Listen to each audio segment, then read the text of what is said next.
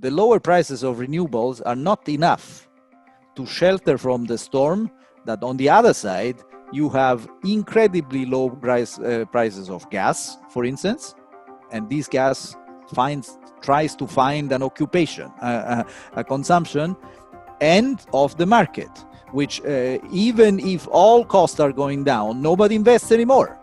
That's the issue.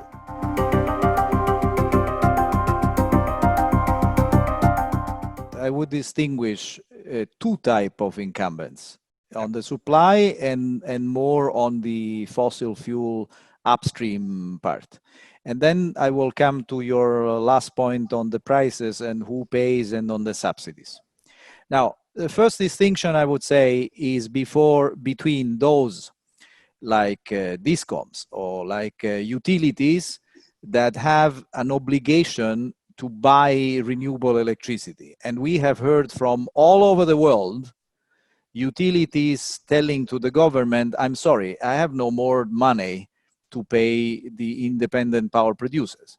This is a huge risk for the renewable sector because it increases the uncertainty, it increases the cost of financing. It's something to take very, very seriously into account. And why are they saying it?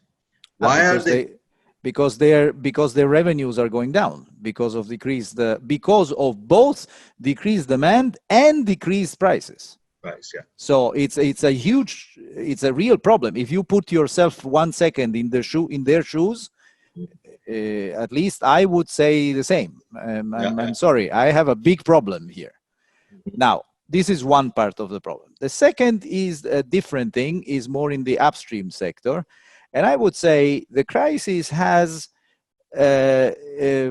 accelerated one trend that was already visible before, that for a number of reasons, the upstream sector is looking at diversification options in renewables in a very serious way. One, because the costs are going down. So for instance, for operations in the desert, it's much better to use photovoltaics than to burn the oil or the gas that you are producing.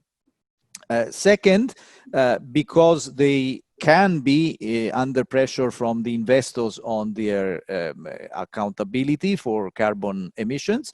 Anyway, I think the crisis has accelerated there a propension of the fossil fuel industry to look at more interest at the renewable sector to diversify the risk and also to decrease the costs.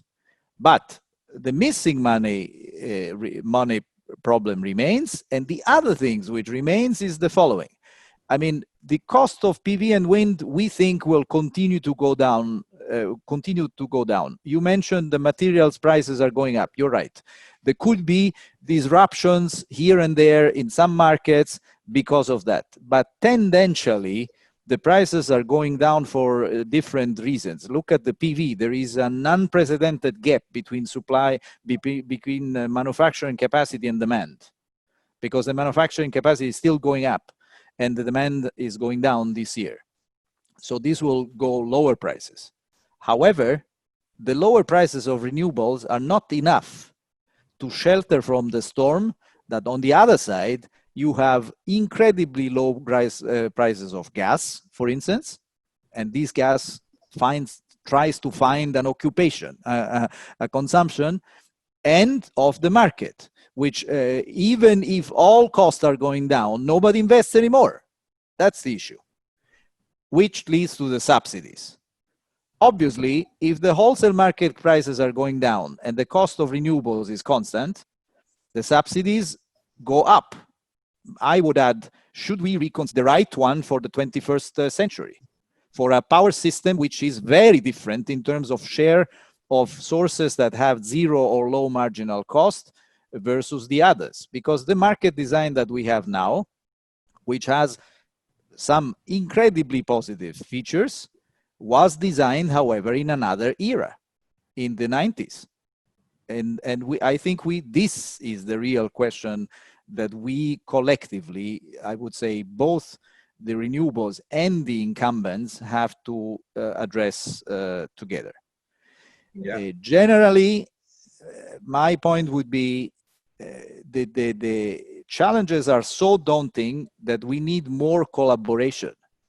making a wall against wall between the sector of renewables and the incumbents would not be a good way out for both.